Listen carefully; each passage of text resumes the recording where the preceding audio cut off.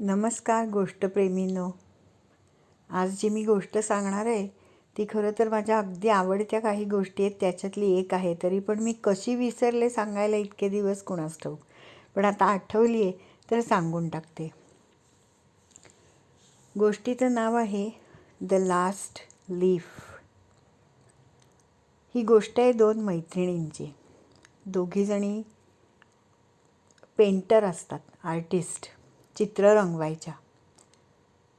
अशा काही खूप मोठ्या कलाकार नाही, परंतु पुरेसा पैसा त्यांच्यापुरता मिळाइतकं थोडंफार काम काहीतरी करायच्या आणि कसं तरी त्यांचं भागत असतं. दोघी एकत्र एका अपार्टमेंटमध्ये, फ्लॅटमध्ये भाड्याने राहत असतात.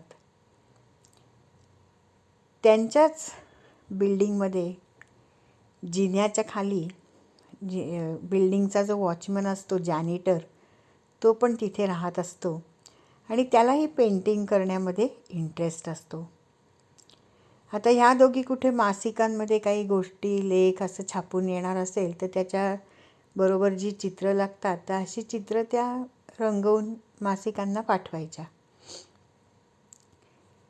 एके वर्षी काय होतं की खूप थंडी पडते, अगदी बर्फ सतत पडत असतो आणि TBची साथ सर्वत्र पसरते आणि त्यांच्यातली एक जी मैत्रीण असते, दुर्दैवाने ती पण खूप आजारी पडते. अगदी पलंगावर झोपून असते. तिची दुसरी मैत्रीण तिची खूप सेवा करायची, काळजी घ्यायची, तिचं औषध पाणी करायची. पण काही केल्या त्या मुलीच्या तब्येतीत काही फरक पडत नसे. एकदा असं झालं की तिला मॉडेल म्हणून कोणीतरी अशी वयस्कर व्यक्ती हवी होती. तर त्या बिल्डिंगचा जो जॅनिटर होता, त्या जॅनिटरला तिने वर आपल्या घरात बोलवलं आणि मॉडेलसारखं खुर्चीत बसवलं आणि म्हणाली, थांब जरा, हे चित्र मला मासिकात एका पाठवायचं आहे, तर तू बस, मी तुझं पोर्ट्रेट रंगवते. आणि ते पोर्ट्रेट रंगवता रंगवता दोघंजणं गप्पा मारत असतात. तर तो जॅनिटर तिच्या मैत्रिणीच्या तब्येतीची चौकशी करतो. तो विचारतो, काय, कशी आहे हिची तब्येत आता? ती म्हणते, काय सांगू, सगळं चालू आहे ट्रीटमेंट, डॉक्टर येतात, औषधं देतात, तिला मी अगदी वेळच्या वेळी औषधं देते, पण तिच्या तब्येतीत काही सुधारणाच होत नाही आहे, काय करावं तेच कळत नाही. तो म्हणतो, अरे असं नाही व्हायला पाहिजे. ती म्हणते, एकदा तर गंमत म्हणे, काय सांगू, ती अशी तोंडाने काहीतरी पुटपुटते असा मला भास झाला, म्हणून मी अगदी तिच्याजवळ कान नेला आणि ऐकायला लागले. तर ती अशी उलटी म्हणे अशी आकडे मोजत होती. म्हणजे असं मोजायची 36, 35, एकदम 34, 33, 32, 31. मला काही कळे ना की ही असं काय करते. तर मी तिला विचारलं. ती खिडकीच्या बाहेर बघत होती. बाहेर एक झाड आहे आणि झाडावर एक वेल चढलेला आहे.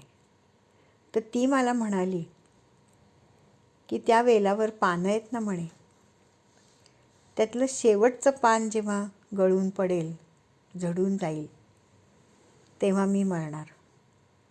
जोपर्यंत त्या वेलावर पानं आहेत तोपर्यंत मी जगते. आता हे काय म्हणे हिने खूळ डोक्यात घेतलेलं आहे. डॉक्टर म्हणाले, ते अगदी बरोबर आहे. डॉक्टर म्हणाले की औषधाचं जे काही होऊ शकतं ते सगळे प्रयत्न मी केलेले आहेत, पण तिच्या मनाने घेतलं पाहिजे की आपल्याला बरं व्हायचं आहे. ते तर राहिलंच, हिच्या मनाने असं घेतलं आहे की त्या वेलावरची पानं सगळी झडून गेली की मी मरणार आहे. त्यामुळे त्या औषधांचा तिच्यावर काही परिणामच होत नाही आहे. काय करावं तेच कळत नाही. त्या जॅनिटरला सुद्धा काळजी वाटते. तो एकदा त्या आजारी मुलीला बघून येतो, तिला धीर देतो, तिला म्हणतो, लवकर बरी हो, आपल्याला लवकर बरं व्हायचं आहे, पुन्हा पेंटिंग करायचं आहे.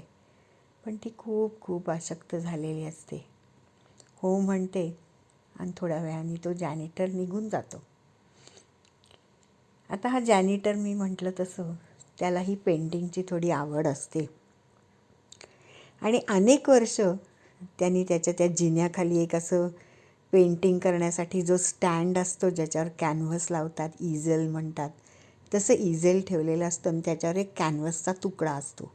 आता वर्षानुवर्ष हा तुकडा ब्लँकच असतो, त्यांनी त्याच्यावर काहीही पेंटिंग केलेलं नसतं. येता जाता लोक जिना चढता उतरता गंमत करायची, त्याची थट्टा करायची, काय कधी रंगवणार आहात? तो म्हणतो हो ना, ह्याच्यावर मी माझा मास्टरपीस रंगवणार आहे. अशी कितीतरी वर्ष झालेली असतात, अजून त्यांनी काहीही त्या कॅनव्हसवरती रंगवलेलं नसतं. असेच काही दिवस जातात, थंडी वाढत जाते. एके रात्री तर इतकं वादळ येतं की त्या मुली ज्या दोघीजणी राहायच्या मैत्रिणी, त्यातली ती जी बरी मैत्रीण असते ती खिडकी पण लावून घेते, सगळ्या खिडक्या दारं लावून घेते आणि रात्रभर वादळ चालू असतं, बर्फ पडत असतो.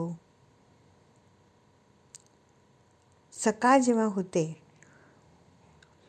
तेव्हा ती खिडकी उघडते आणि खिडकी उघडल्याबरोबर ती जी आजारी मैत्रीण असते ती एकदम किंचित ओरडल्यासारखं, तिच्या अंगात त्राण नसतातच तरी जरा मोठ्या आवाजात ती म्हणते, आता मी जगणार आहे, आता मी जगणार आहे. ही मैत्रीण बघायला जाते काय झालं हिला. ती म्हणते, बघ म्हणे, एवढं रात्रभर वादळ आलं तरीसुद्धा ते एक पान अजून त्या वादळात सुद्धा टिकून आहे. वेलाचं ते शेवटचं पान अजूनही टिकून आहे. त्यांनी जर एवढ्या वादळाला तोंड दिलंय तर मी पण नक्की जगणार. हे ऐकून तिच्या मैत्रिणीला खूप बरं वाटतं. पुन्हा एकदा ती मैत्रीण डॉक्टरला बोलवते. पुन्हा डॉक्टर औषधं देतो आणि हळूहळू त्या मैत्रिणीची तब्येत सुधारायला लागते. बाकी जे काय खाण्यापिण्याचं असतं तिचं, ती सगळी काळजी तिची मैत्रीण घेते. सगळं तिचं नर्सिंग करते आणि पुन्हा तिची ताकद हळूहळू परत यायला लागते. आणि अचानक एके दिवशी ती बरी झालेली ती मैत्रीण म्हणते, अगं तो जॅनिटर आला नाही म्हणे बरेच दिवस, कुठे, काय झालं त्याचं?